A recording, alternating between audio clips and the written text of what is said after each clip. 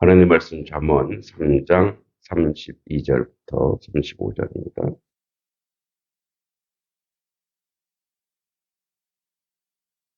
3장 32절로 35절까지.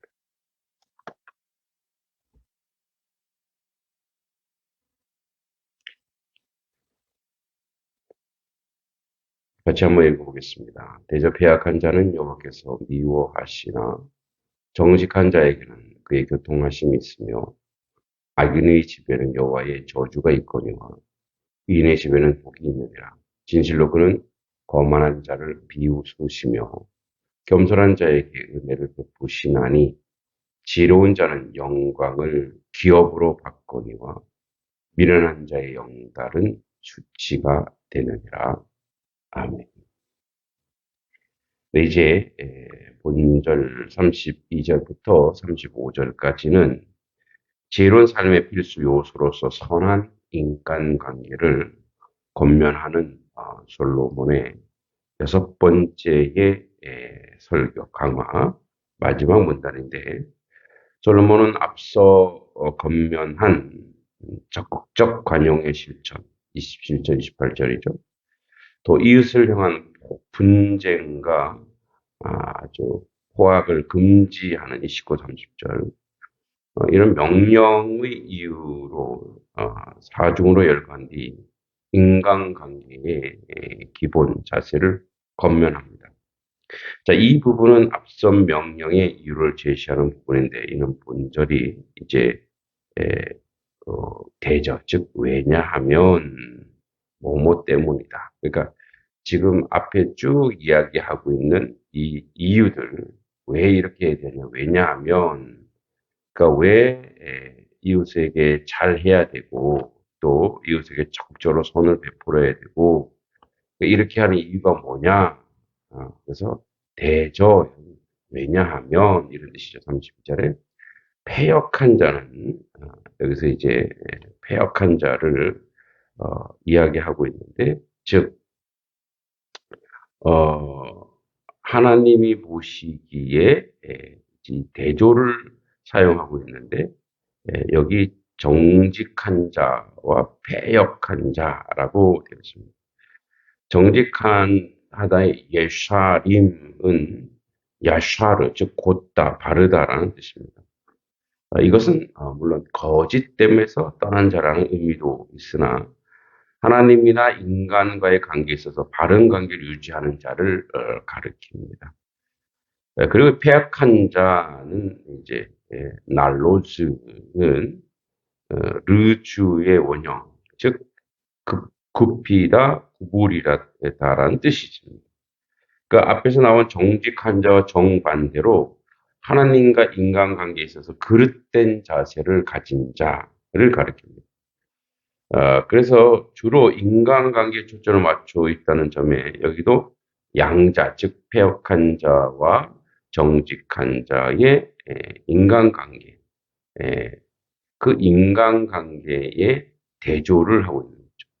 그리고 여기서 패역한 자, 굽는 자, 굽히는 자, 사람과 사람과의 관계에서 구부러진 자를 하나님은 미워하시고 바르게 된 자, 정직한 자에게는 하나님과 교통하다, 즉 하나님과 가깝다, 친밀하다라고 이야기하고 있습니다. 그러니까 이제 32절 통해서 알 수 있는 것은 뭐냐면, 우리가 하나님에게 열심하듯이, 하나님에게 최선을 다하듯이 우리와 관계하는 이웃에게, 또 우리 주변 사람들에게도 최선을 다해야 된다라는 얘기입니다. 그래야 그것이 하나님과 친밀한 자라는 거죠.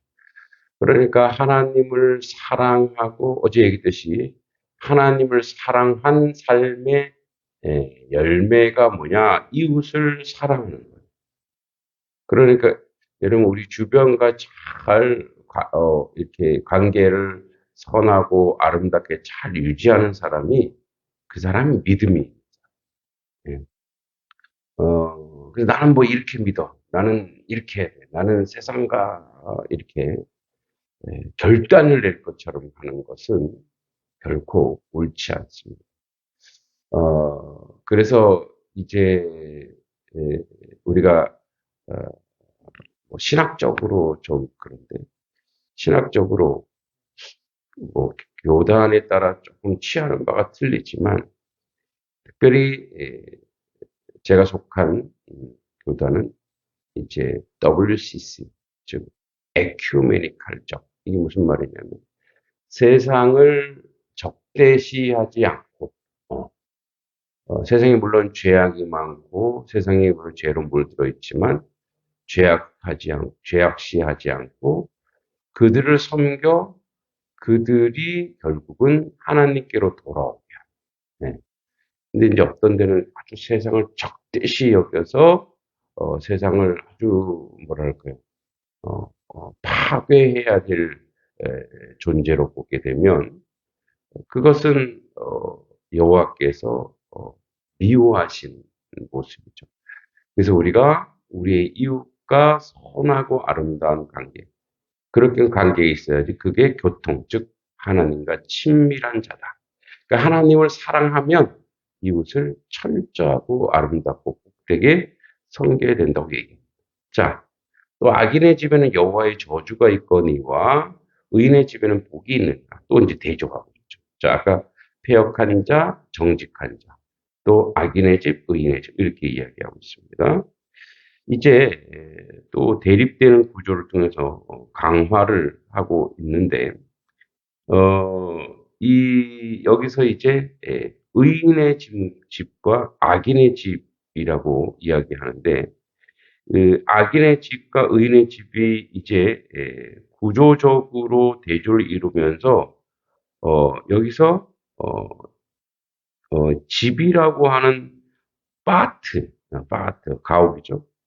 라는 용어가 사용되는데 이 파트는 뭐랄까요? 공동체를 얘기합니다. 어떤 건물이라기보다 어, 악인의 공동체, 의인의 공동체를 얘기합니다. 이 저주라고 하는 매라는 외적 파멸뿐만 아니라 내적 파멸까지 포함하고 있습니다. 그러니까 악인은 아예 땅에서 끊어버리는 신명기 28장 20절을 얘기하고 있죠. 나타내는 반면에 의인의 집에는 복이 있다. 이 복은 빠라크죠. 그래서 이제 복이 주어지는 대표적인 그런 동사로 창세기 27장 27절에 영적인 복, 물질적인 복 모두를 이야기하고 있는 것입니다.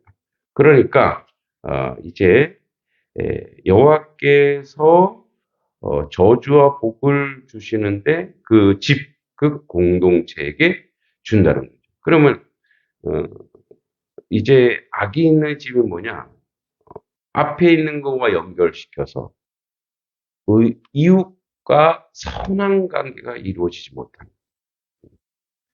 이웃과 아름다운 관계, 이웃과 아, 어제도 얘기했지만 이웃을 평안케 하는 그러한 사람이 아니라 악인이죠. 하나님을 사랑한다고 하면서 이웃을 사랑하거나 섬기지 못하는 건 악인의 집이죠. 그런 공동체는 악인의 공동체. 근데 의인의 집은 뭐냐? 예, 앞에서 이야기하는 거와 연결돼 있듯이 이제 의인의 집은 이웃에게 선을 베풀고 평안케 하고 아름다운 것으로 함께 나누는 것이 바로 의인의 집이죠. 그러니까 그런 공동체는 하나님이 복을 준다는 거죠. 그래서 진실로 그는 거만한 자를 비웃고 겸손한 자에게 은혜를 베푸나니. 자, 근데 더욱더 구체적으로 그의 내면, 그러니까 그 의인의 내면이 나와요. 실질로 의인의 내면은 뭐냐?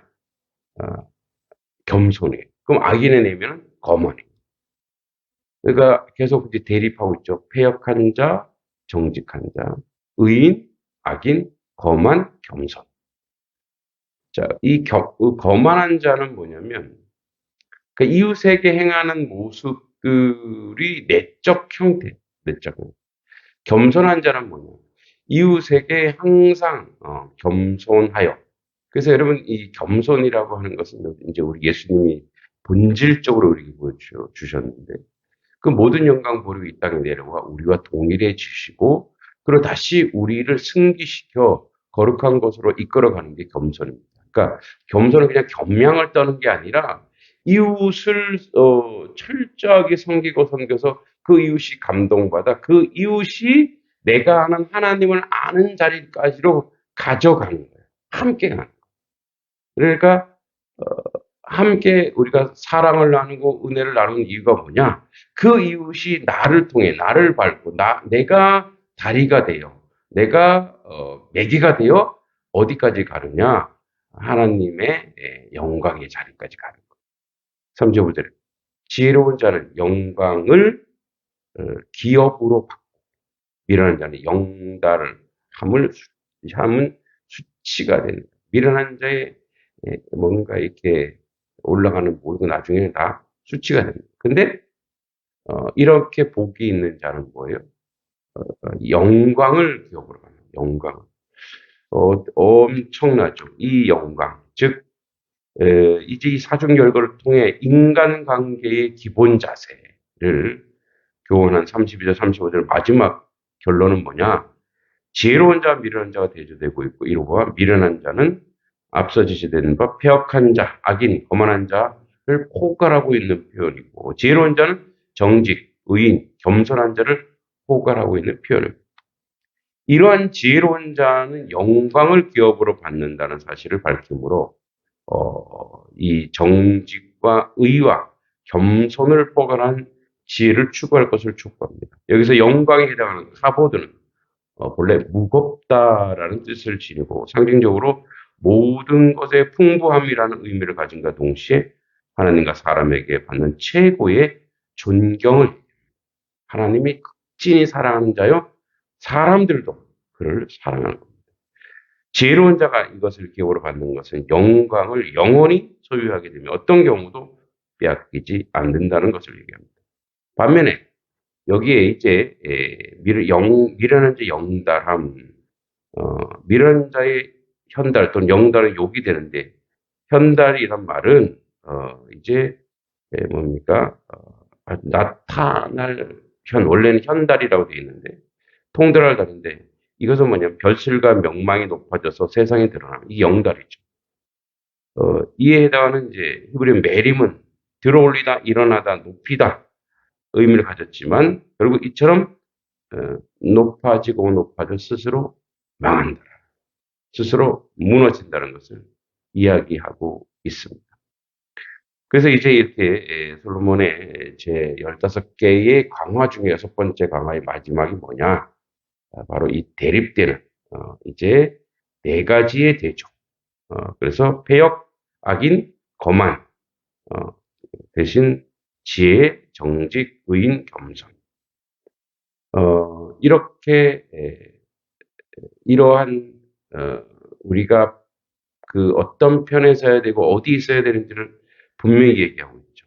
즉 지혜로운 자요, 정직한 자요, 의인이요, 겸손한 자. 그러니까 이거를 우리가 획득하려고 이런 삶을 살 수 있는 유일한 비결이 뭡니까?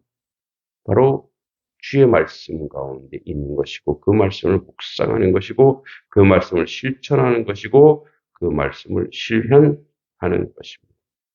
오늘도 여러분의 삶이 정직하며 지혜로우며 의로우며 겸손하시기 바랍니다. 그래야 하나님께서 주시는 그 영광을 기업으로 받는 그런 하나님의 자녀 되길 기도합니다. 하나님 아버지 은혜 감사합니다. 주님의 은총 가운데 살아가되 하나님 우리에게 허락하신 정직함 또 하나님 의로움 진실하심 겸손함 또 지혜로움 이 모든 것을 우리에게 은사로 주셔서 하나님 백성은 이웃을 사랑하여 하나님의 은총을 받으며 하나님의 영광의 자리 하나님 주시는 그 우리를 높이시고 우리를 축복하시는 그 자리에 가도록 인도하여 주시옵소서. 예수님의 이름으로 간절히 기도합니다.